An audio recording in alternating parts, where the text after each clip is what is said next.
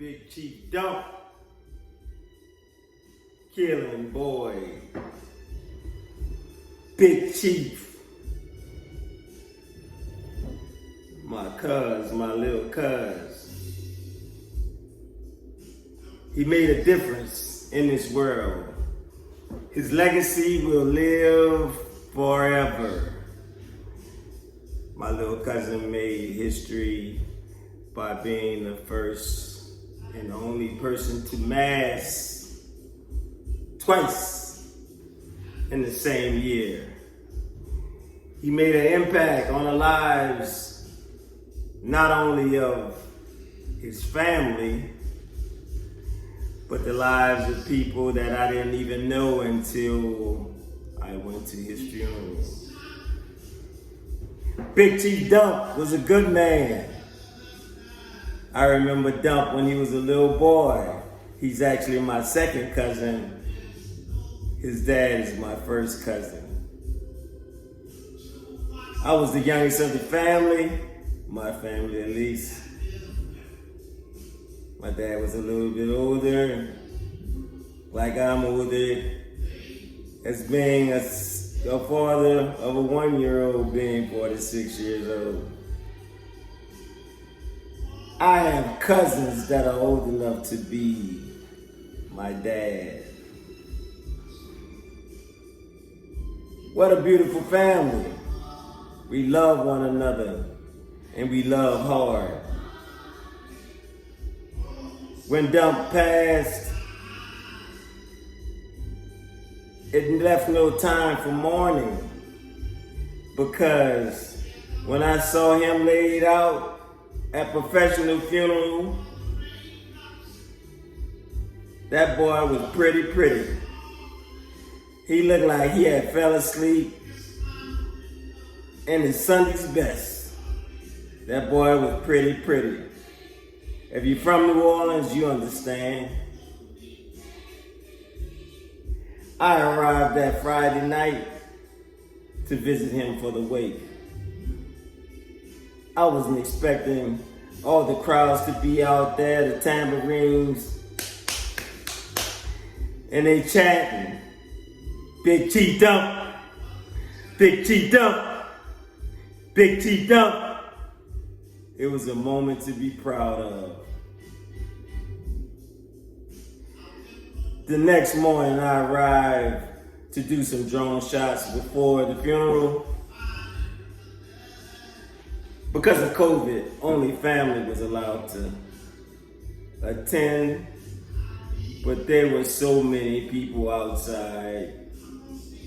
It was something to be touched by, to be proud of, that someone younger than me can make an impact like that. His life was full, even though his life was short. He died at the age of 37. Rest in peace, Big Chief Dump. I love you. Think about you. We'll wear your shirt and keep your memory alive. The thing about when Dump passed is that nobody can say they took my cousin's life.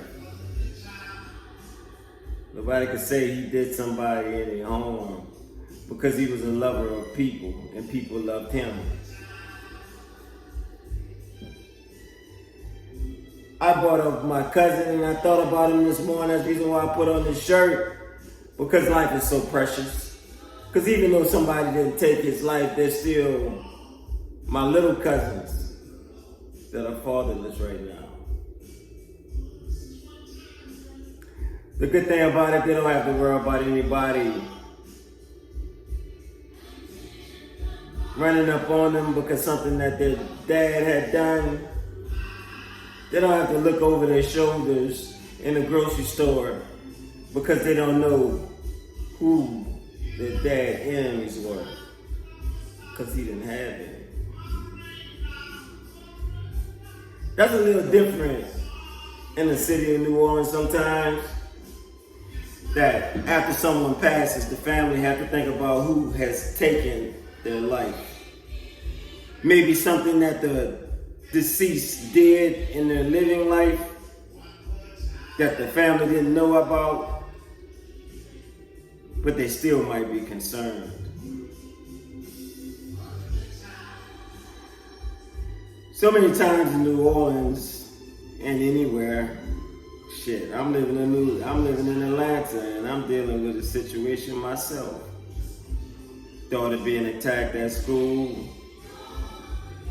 The whole incident was filmed as the young lady was walking in class because it was planned. The school called me and told me my daughter was attacked. They didn't tell me initially. They said I need to come to the school. I said, what's going on? They said, can we tell you when we get here? I said, you can tell me anything. As long as she's alive, I can deal with anything after that. He said, your daughter was attacked. I said, I'll be right there. Once I saw my daughter, I had a sigh of relief because she had all her extremities. She had her arms, legs, her face was still as beautiful as it was when she left the house that morning. So anything else I said I could deal with. No EMS had to come to the school. There was a resource officer, but he's there every day, so that don't particularly count. I talked to the principal, the assistant principal. He had come to know what happened in the incident, and he felt that it shouldn't have arose that situation. A couple days later, my daughter shows me a video of the incident where she was attacked. I didn't know my daughter could fight. Not fight, but protect herself. Everybody should be able to protect themselves, especially from an aggressor that comes out of nowhere and just started hitting you. Actually, there's laws on the books that say you can stand your ground. It's actually legal to take a life if you are threatened with bodily harm. See, a stick, pipe, knife are all considered deadly weapons. Because if you hit me in the head with a pipe, I could die. There was an incident a couple years back. My little cousin was set up and attacked by some other girls. She has a stent in her head. And if somebody was to hit that stent, she could die. She could profusely bleed and possibly die. I don't know if these little girls knew that, but these little girls took her to an area to pick up someone. They asked her to get out of the car, think they was gonna have a conversation or something. As soon as she got out of the car, 3 girls started beating her. And they filmed it. My little cousin was taken to the hospital and charges were filed.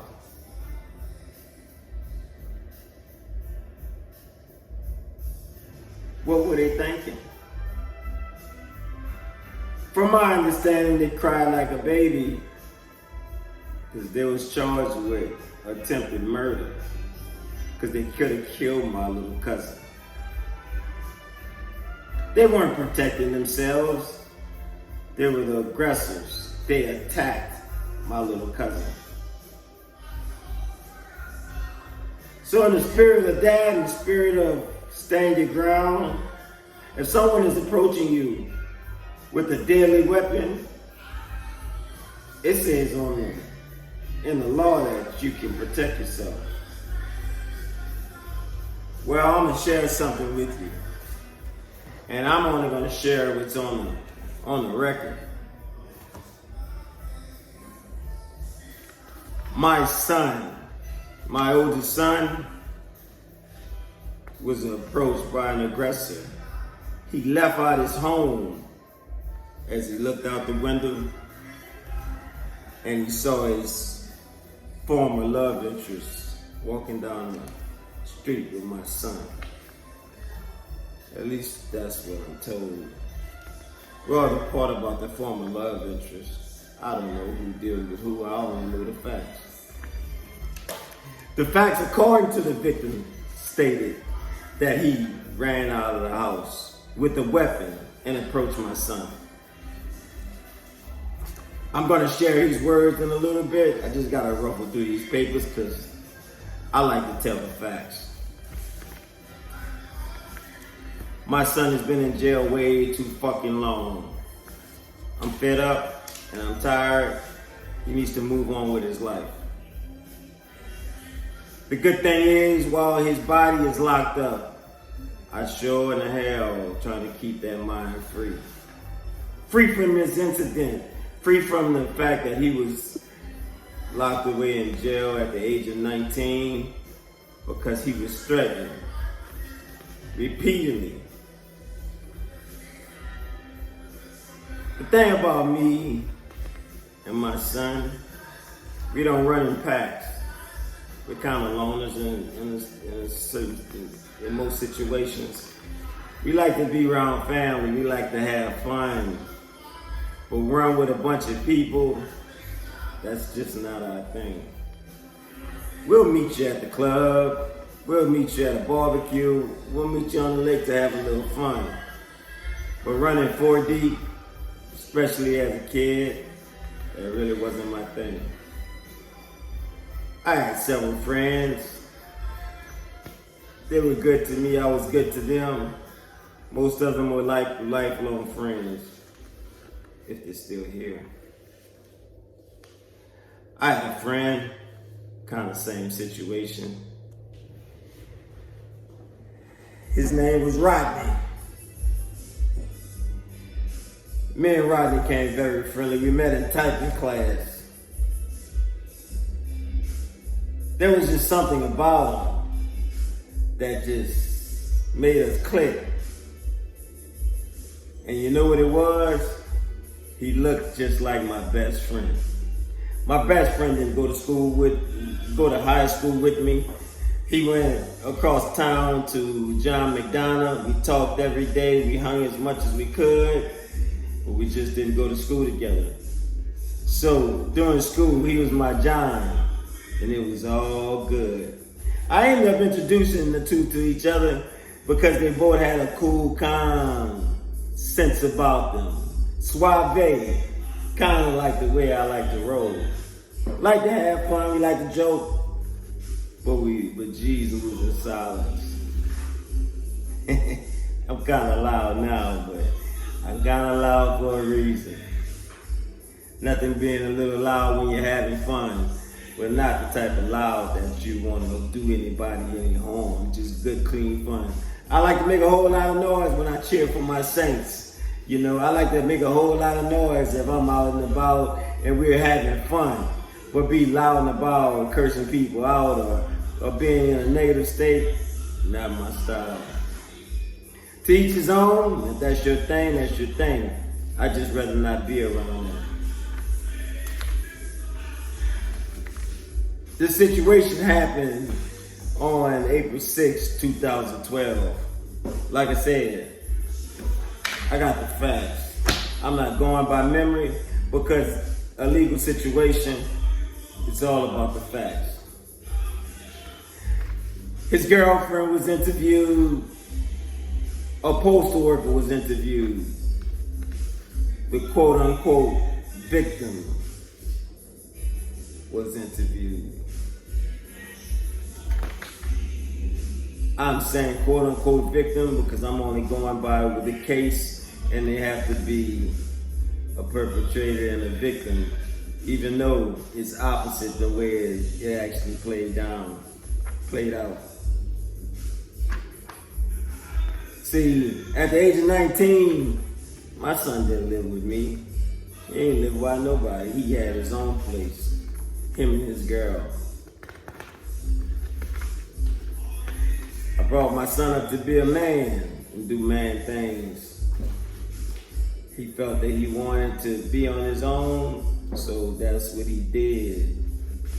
While this other kid was living at home with his mom and my son, was just kicking it with him and his girl. His girl's mom lived not far from there, so it made sense, to be right around the corner from her mom. But the problem with that, and if you grew up in the hood, you understand this. There's history in the neighborhood that you grew up in, especially the hood, where if a guy that comes from a different part of town, different parish, different ward, and they take one of your girls, it most times doesn't sit well with them. I grew up in the 80s and 90s, and that's just the way it was. And I understand that. I'm not saying it's right, it's wrong, it's two left shoes, but I got the basis of what went down here.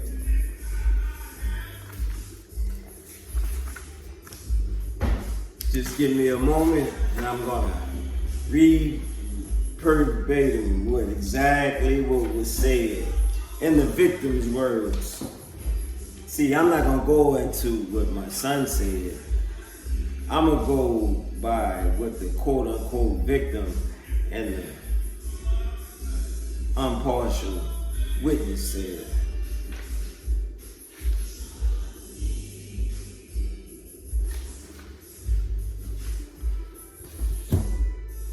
It's a lot to unpack here. I had to reread all of these documents because, like I said, I don't want to steer you wrong in no way, shape, or form.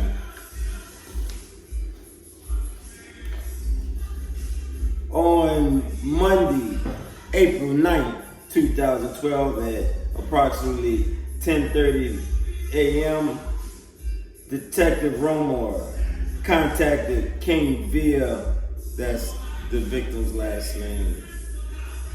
I won't say his first name because, time has gone on and it's not a way to try to get retribution on the person that was involved. My issue is more with the legal system and not with the person that was involved in this incident. He explained that he was with his mother at University Hospital and was available at that time. Sergeant Russo, along with Detective Rumor, relocated to University Hospital and met with King. Detective Romer spoke with King alone and he explained the following information. He said, a short time after midnight, the day of the incident, an unknown, see, this one perception and speculation don't mix.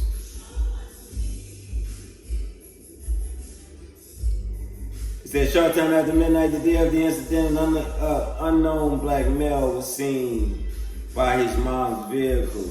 The black male was wearing clothing and fled the location in an unknown direction. He stated, due to the recent altercations with my son, he expected it to be him.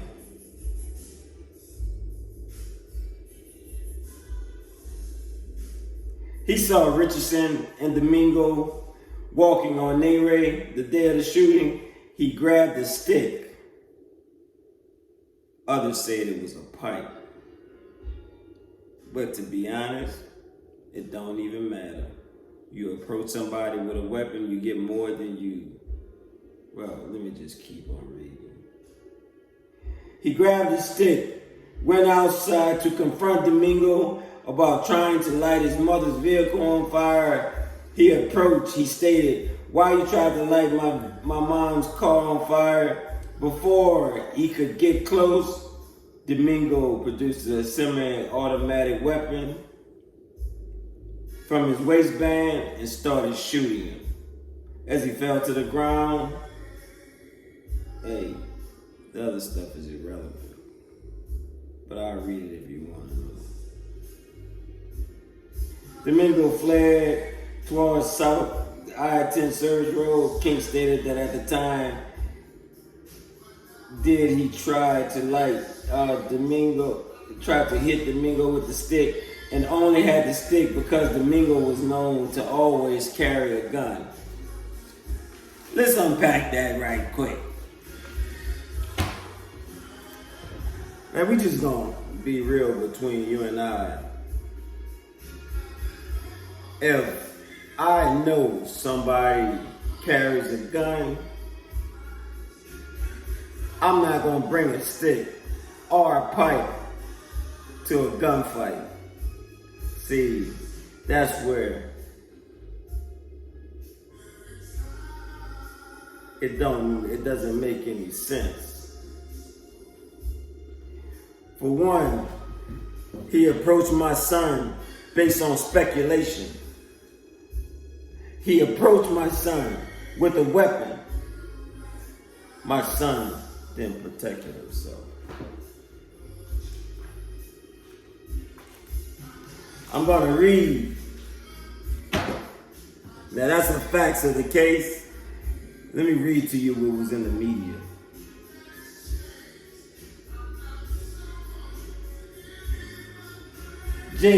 JPSO, that's Jefferson Parish Sheriff's Office, makes arrest in attempted murder case. Deputies in Jefferson Parish arrested a 19-year-old man on a charge of attempted second-degree murder.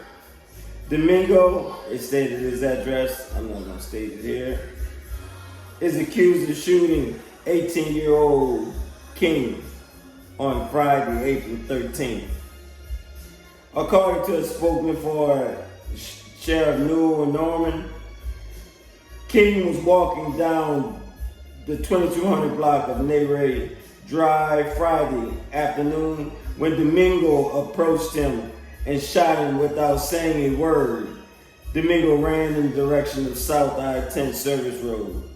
Authorities believe that the motive stemmed from a long-running disagreement between the two men over a romantic rival.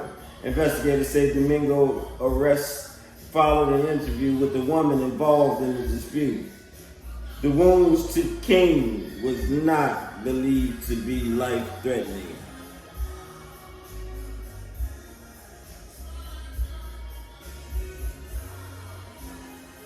The wounds were not life-threatening, but he received attempted second-degree murder. I'll reread the part about he didn't say a word, he just fired and shot. That would sound like that if I'm standing outside my home, all of a sudden a person just approached me and started shooting. The fact says different. The victim says different. But the media put out a narrative that made people come to a conclusion before my son had his day in court. See, reckless reporting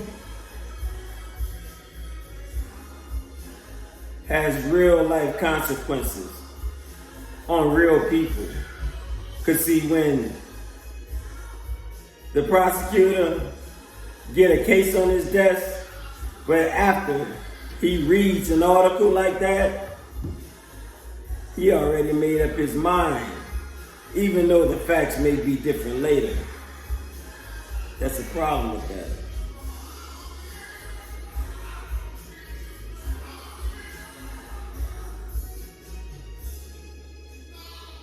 I hate to say this, but I'm gonna say it any fucking way. Had my son been from a different socio-economical background, and if his skin color would have been different, I'm almost willing to bet, and I'm not even a bet man, that this wouldn't have went down like that. You see, me and my son talk. That's where critical thinking comes in at. Because even though I don't believe he should be in jail for 20 years for an incident like this, I still talk to my son and share with him the lessons I've learned and say, if there was anything you could do that day to do differently, would you? And he said, hell yeah. So even though somebody else is on something, you don't have to put yourself in the trick bag. See, that's when signs come in. This guy, my son was a loner. It was just him and his girl. Or it might just be him and his dog. But see, that was that guy's neighborhood. So he had friends in that neighborhood. In the record, it talks about his brother. His brother confronting my son. It talks about also about 5 or 6 guys wanted to fight my son. And in the record, my son said that he wouldn't mind if the guy wanted to fight that bad, to do a one-on-one fight, but there's no way in hell he's gonna let somebody jump him. This is before this incident. So, yes, me and my son talk about if there's anything he could have done differently that day. Would he have? And the answer is yes, because that's the type of people that we are. Because we take ownership on our part in the situation. Not saying that he was wrong for defending himself that day, but if you could do something different to not have you in the place that you're at right now, would you? And the answer is yes. It's taking accountability and responsibility for your part, not the legal part. Because we don't think it was applied fairly. But, the reality is, what it should be don't necessarily mean it is.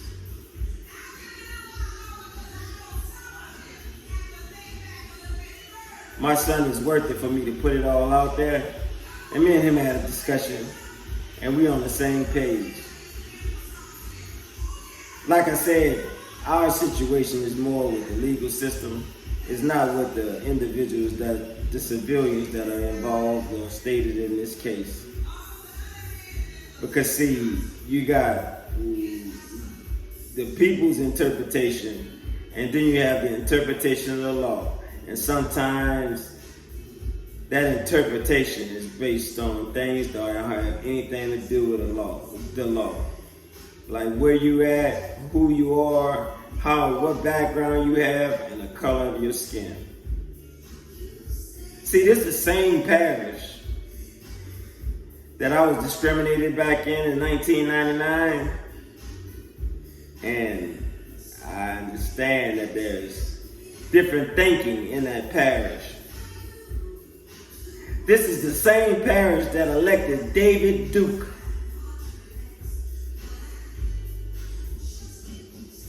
So if you think I'm tripping, think again.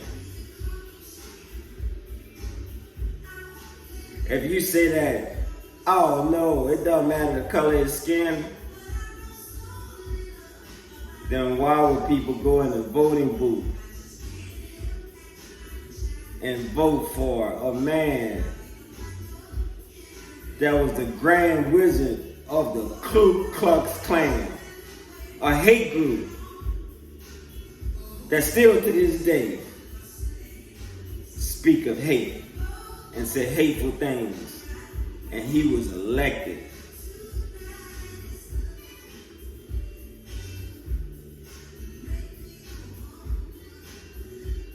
I'm just a realist.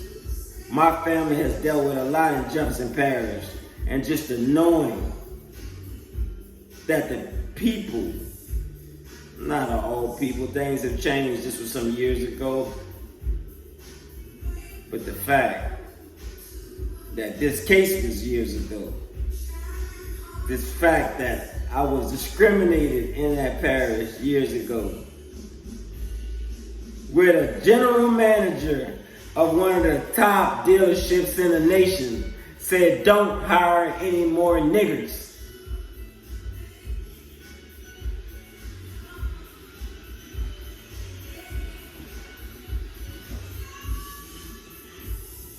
George Zimmerman could get off, yeah, he got off.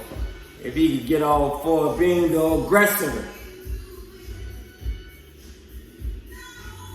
and approached Trayvon Martin with the weapon, Trayvon Martin didn't have a weapon, and get off. I know it's in a different state, but hey, this is America, right? In this case, the victim approached my son with a weapon, and my son protected himself. I didn't tell you. I told you I was going to tell you the independent witness statement, which is a little bit different than the victim statement. But the victim statement says it all.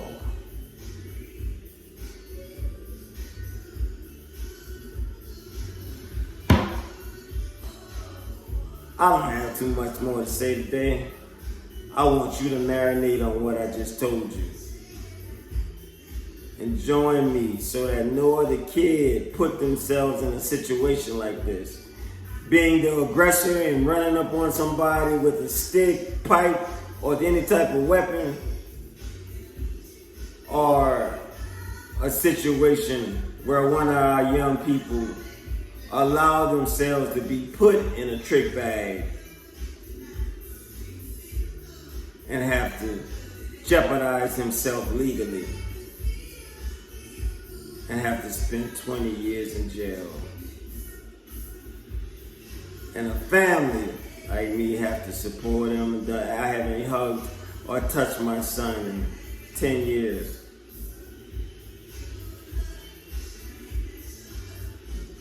It's about conflict resolution. I wish they would have resolved this matter. I wish my son would have just called me and we just move out of the area. But why should he have to move? Why he can't walk to the store with his girlfriend? It's one of those things that is hard to unpack, but it's unfair. So, if you have a pro bono lawyer that's willing to join this fight to make it right for my son, because it's a long process. But if you want to fight for what's right, join me in my fight.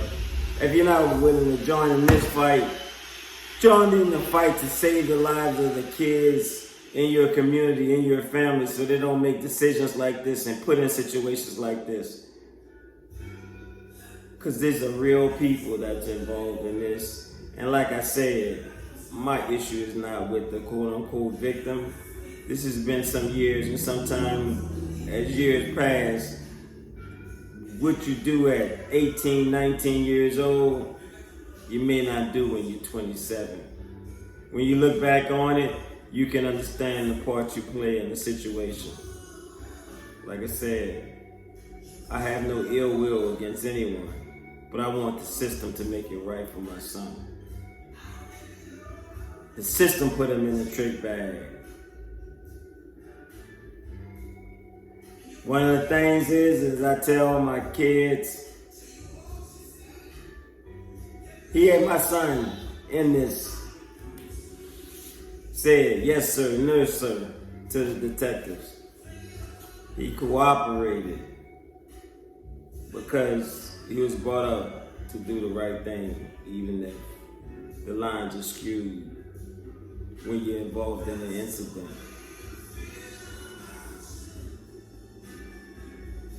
That's a whole nother level, but I'm not going to speak on that. Let's change the minds and thinking of us. Prevention is the only cure. It's like the awareness for Breast Cancer Awareness Month. Come on, this is real people, real situations. We can change it, we can prevent it, just like we can take a mammogram for breast cancer. we can help change the minds of these young people where they don't make mistakes like this. That can have long-lasting effects. Whether it's being shot, whether it's the one doing the shooting, even if you're dead wrong, it could be something that you don't want to live with. Or you can be right, and still have to live with it. Because the law might not be applied the way it should be. All right. My name is Eddie Boyd, and I'm out. Have a good day.